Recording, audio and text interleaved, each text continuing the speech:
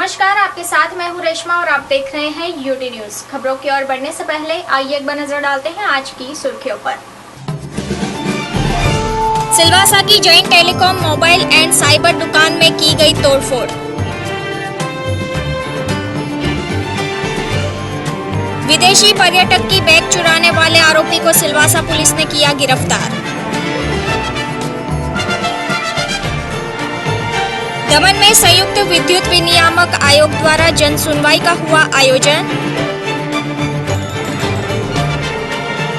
और दमन खेल विभाग द्वारा आयोजित हुई inter school cross country road race.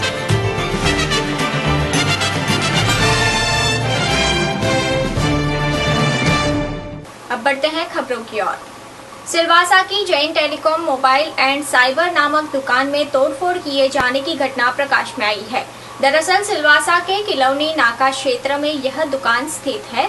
ऐसे में मंगलवार के दिन दोपहर करीब 2 बजे के आसपास जब दुकान मालिक दिलीप भंडारी किसी कार्य के चलते बाहर गए थे, तब दुकान में कोई भी मौजूद नहीं था। इसी दौरान मौके का फायदा उठाते हुए नकाबपोशी 3 बाइक सवार हमलावर वहां आ पहुंचे, जहां 2 युवकों ने सरिये एवं लकड़ों के साथ दुकान के भीतर प्रवेश किया और काउंटर का शीशा समेत दुकान के फर्नीचर की तोड़फोड़ की और वहां से फरार हो गए।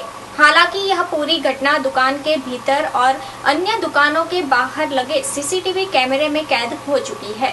वहीं दुकान मालिक द्वारा तुरंत ही पुलिस को इस बात की जानकारी दी गई, जिसके चलते एसडीपीओ पंकज कुमार और उनकी टीम फौरन मौके पर आ पहुंची और घटना का मुआयना किया। दुकान मालिक दिलीप भाई के मुताबिक पंचायत चुनाव का परिणाम घोषित होने के कुछ ही समय बाद यह घटना घटित होने पर राजनीतिक मामले के तहत तोड़फोड़ किए जाने की आशंका व्यक्त की गई है। बहरहाल शिकायत और सीसीटीवी फुटेज के आधार पर पुलिस अधिक जांच पड़ताल में जुट गई है। एक्चुअली मेरे ऑफिस से करीबन 1:45 बजे सूरत के लिए मेरे साले के साथ कुछ अर्जेंट काम था, तो मैं निकल गया और मैं जब चिखली पहुंचा तो लगभग मुझे 3:15 बजे मेरे पड़ोसी केविन पटेल का कॉल आया कि यार अपनी दुकान का किसी ने तोड़फोड़ कर दी है।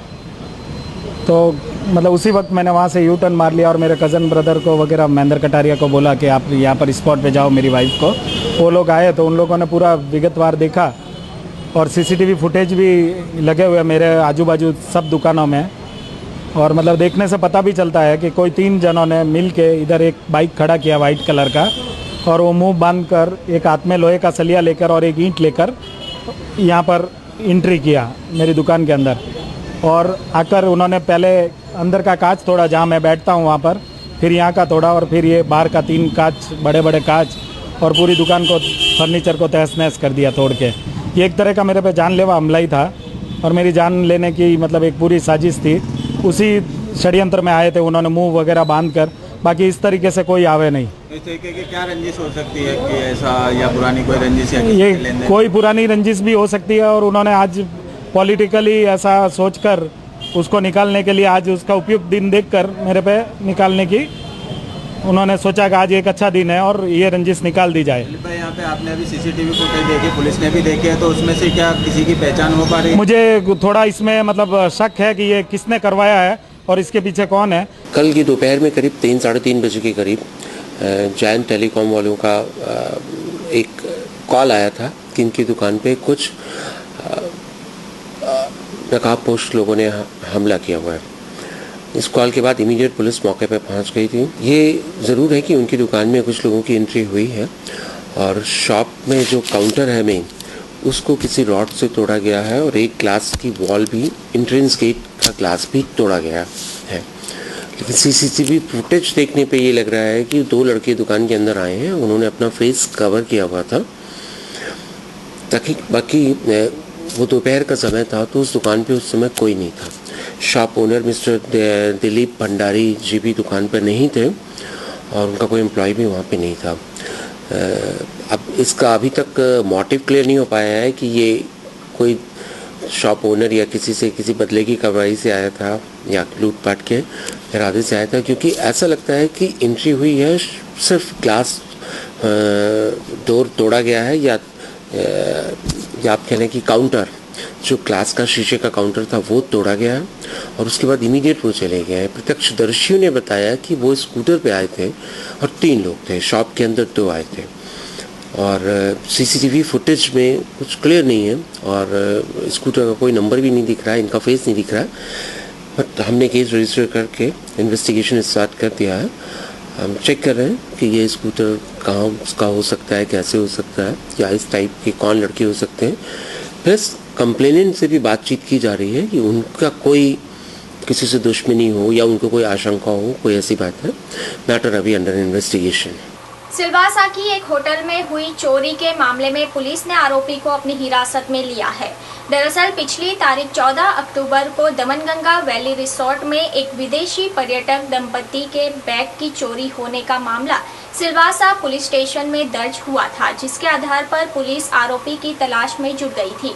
बता दें कि होटल में ठहरे अमेरिका निवासी दंपति विलियम होराल्ड जोन्स कमरे के पीछे हिस्से का स्लाइडिंग डोर बंद करना भूल गए थे। इसी दौरान अज्ञात चोर ने रूम में भीतर प्रवेश किया और उनकी बैग लेकर वहां से फरार हो गया, जहां चोरी हुए बैग में passport, credit card, insurance card, ATM, iPhone एवं $1900 मौजूद थे। इस मामले को लेकर सीसीटीवी फुटेज के आधार पर जांच पड़ताल करते हुए पुलिस टीम ने 20 अक्टूबर को मुंबई से आरोपी ब्रिजेश तिवारी को गिरफ्तार कर लिया है। साथ ही आरोपी के पास से चोरी का मुद्दा माल भी जब्त किया गया। लिहाजा कोर्ट द्वारा आरोपी को 2 दिन के पुलिस रिमांड पर भेजा गया है और अधिक कार्यवाही जारी है। ये तारीख 15 अक्टूबर 2015 का दिन हमको एक दमनगंगा वाली रिसोर्ट है सिलवास के अंदर, उसमें से एक कॉल आया था, रूम नंबर 102 में कुछ चोरी हुआ है। तो हम उधर पहुंच गया, देखा तो रूम नंबर 102 में 14 तारीख को एक अमेरिकन नेशनल एक दंपति था, विलियम हैरोल्ड जोन्स, जो उसका वाइफ के साथ उस रूम में रुका था। बाजू वाले रूम में उसका कोई इंडिया कपल दोस्त भी था। तो इसने बताया कि रात को 7:30 बजे होटल में आया था और बाद में सो गया। सुबह देखा तो जो साइड स्क्रीन जो होता है वो खुला था। उसने डाउट हुआ, चेक किया तो उसका और उसका वाइफ का पासपोर्ट, $1900 था, उसका एक आईफोन था, इंश्योरेंस कार्ड था, क्रेडिट कार्ड था, ये सब गायब हुआ था। तो इस कंप्लेंट के ऊपर से हमने FIR number 197/15 under section 457-380 IPC में मुताबिक केस दाखिल कर दिया और तपास हेड कांस्टेबल RD रोहित कर रहा था। इस दरमियान होटल में CCTV फुटेज था, उसमें वो कलेक्ट कर दिया। CCTV फुटेज में इसका अच्छा दिखता था, उसको हमने मुंबई की तरफ वगैरह पुलिस को हमने सर्कुलेट किया था। तो इसका आदमी ये सर्कुलेशन करने से आदमी पकड़ा गया, इसका आइडेंटिफिकेशन हो गया है। ये आदमी का नाम है ब्रजेश हरिनारायण तिवारी, 28 साल का है। ये हाल में नल्ला सपारा में रहता है और भाई से तो ये बिहार का रहवासी है। इसको पकड़ा है, इसने अपना गुनाह कबूल कर दिया। उसके पास जितना भी चोरी का वस्तु है वो रिकवरी कर दिया हमने और आज कोर्ट में प्रोड्यूस, कल अरेस्ट कर दिया, आज कोर्ट में प्रोड्यूस कर दिया और उसको 2 दिन का रिमांड भी, पुलिस कस्टडी रिमांड मिला है। इस तरीके से पिछले 2014 में भी दमनगंगा होटल में एक चोरी हुआ था, उसमें कुछ गहना चोरी हुआ था। अलावा दूसरा 1-2 होटल में लैपटॉप वगैरह चोरी हुआ है।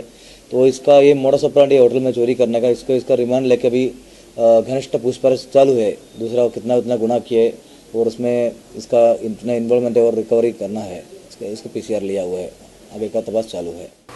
दमन के स्वामी विवेकानंद सभागार में गुरुवार को संयुक्त विद्युत विनियामक आयोग द्वारा जन सुनवाई का आयोजन किया गया।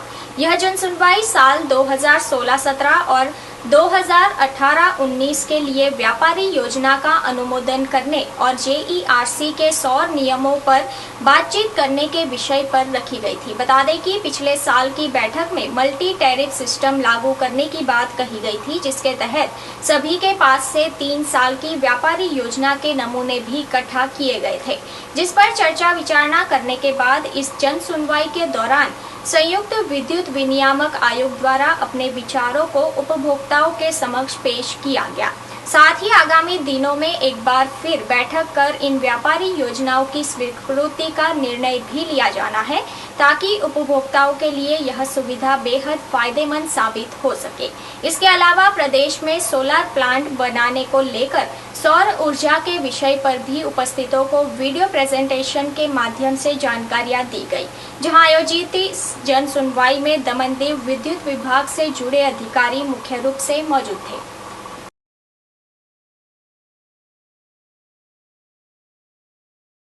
वो सिर्फ जो है बिजनेस प्लान के अप्रूवल के लिए रखी थी, उसकी जो है सुनवाई की। जैसा कि आप लोग को याद होगा कि गत वर्ष जब हम आए थे तो हमने कहा था कि multi year tariff system introduce करने वाले हैं। अभी तक जो था वो एनुअल हुआ करता था, रेवेन्यू रिक्वायरमेंट के ऊपर डिस्कशन और टैरिफ फिक्सेशन होता था। हमने इस बार चालू किया है कि 3 साल का जो है आप बिजनेस प्लान बना के दो। उस बिजनेस प्लान में कितना कैपिटल एक्सपेंडिचर आप करेंगे, कितनी पावर खरीदेंगे, कितना जो है ऑपरेशन मेंटेनेंस में खर्चा करेंगे, कितना एडमिनिस्ट्रेशन में खर्चा करेंगे, कितना T&D लॉसेस, एक रास्ता बताइए कि टारगेट तक आप पहुंचना है, वगैरह वगैरह। वो इन्होंने जो है बना के दिया था। हम लोगों ने उसको जो है डिस्कस किया, फिर हम जो है जनता के सामने, कंज्यूमर के सामने उसको आज रखा हमने। इसके बाद डिसीजन करके हम इसको अप्रूव कर देंगे और उसके बाद में जब दिसंबर जनवरी में जो है टैरिफ क्या होगा, कैसे होगा, बेस्ड ऑन दिस जो है फिक्स होगा।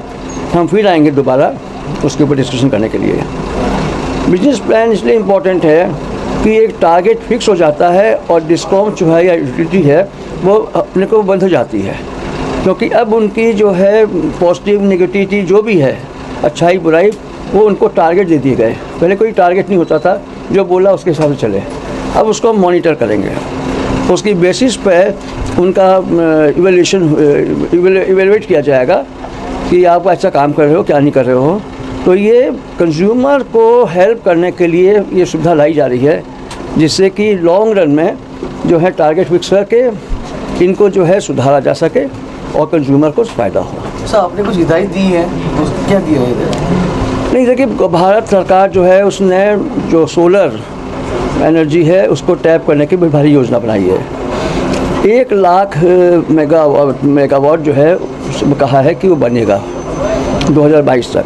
उसमें से 40,000 जो है वो घरों की छतों के ऊपर, ऑफिस की छतों के ऊपर, बड़ी बड़ी बिल्डिंगों के ऊपर लगाए जाएंगे।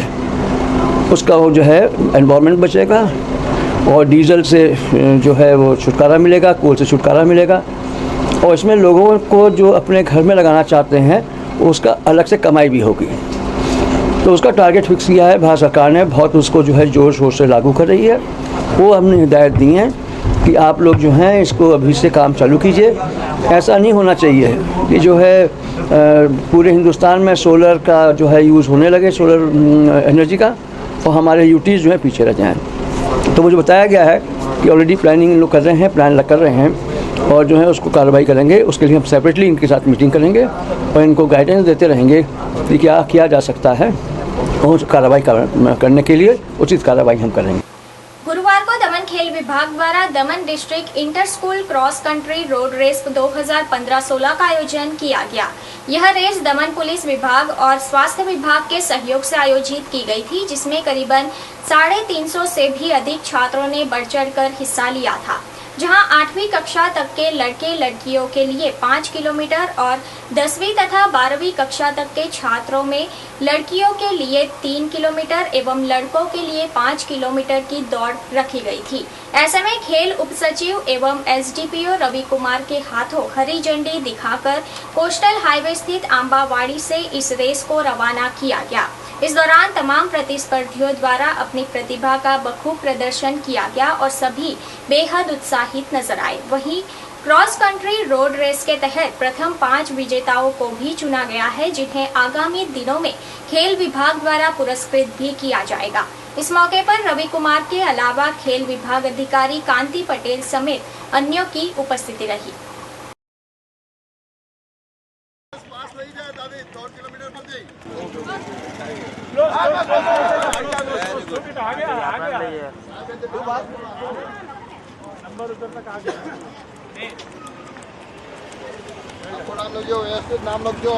आज हमने पिछले 10-12 दिन की मेहनत से क्रॉस कंट्री रोड रेस का आयोजन किया था।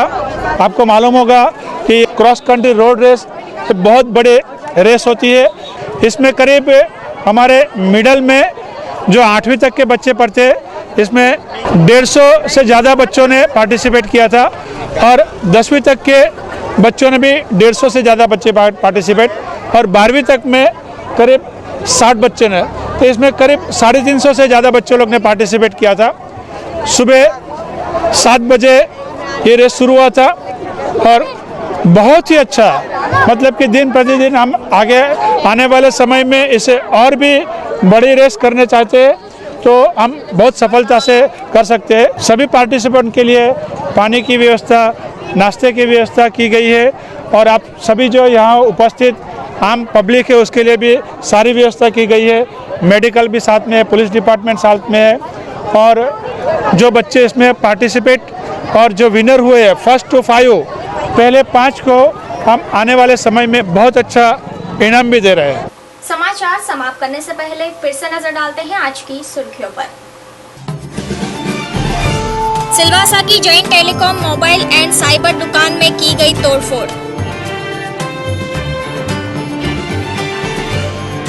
विदेशी पर्यटक की बैग चुराने वाले आरोपी को सिलवासा पुलिस ने किया गिरफ्तार। दमन में संयुक्त विद्युत विनियामक आयोग द्वारा जन सुनवाई का हुआ आयोजन और दमन खेल विभाग द्वारा आयोजित हुई inter school cross country road race.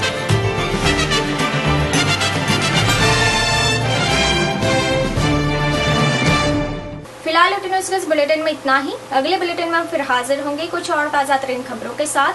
तब तक के लिए रेशमा को दीजिए इजाजत। नमस्कार।